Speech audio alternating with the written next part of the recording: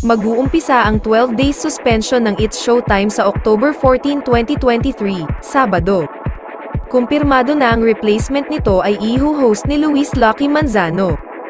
Inilabas ng ABS-CBN ang teaser ng programa ngayong October 11, Miyerkules ng gabi, sa iba't ibang social media platforms, kaalinsabay halos ng statement na ito. Ang pinakabagong game variety show ng Pilipinas na It's Your Lucky Day, ang pansamantalang papalit sa It's Showtime at pangungunahan nito ng pambansang host na si Luis Manzano kasama sina Robby Domingo, Jenica Garcia, at Melay Cantiveros. Makakasama rin nila ang iba pang special co-hosts at celebrity guests. Mula sa bumubuo ng It's Showtime, ang It's Your Lucky Day ay magtatampok ng bagong game at variety segments at ipapalabas tuwing tanghali mula October 14 hanggang October 27, Lunes hanggang Sabado, sa Kapamilya Channel, A2Z, at GTV.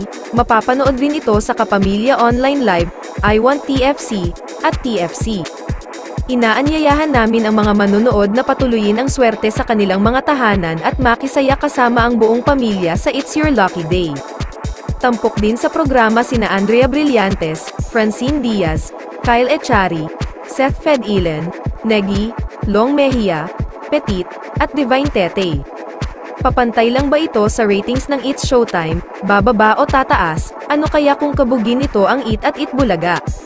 Nagdesisyon ng ABS-CBN na hindi na iapela sa Office of the President ang desisyon ng MTRCB hinggil sa It's Showtime at sa halip ay sasailalim sa 12 araw na suspensyon ang programa simula October 14.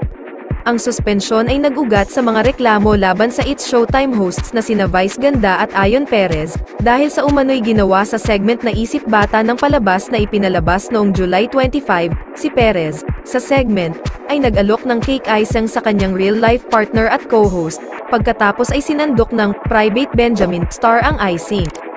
Iginiit ni Vice Ganda pati na rin ang mga producer ng palabas na walang maliswa tungkol sa aksyon, ngunit isang napakalaking mayorya ng board ang nagdesisyon na tanggalin ang kanilang posisyon.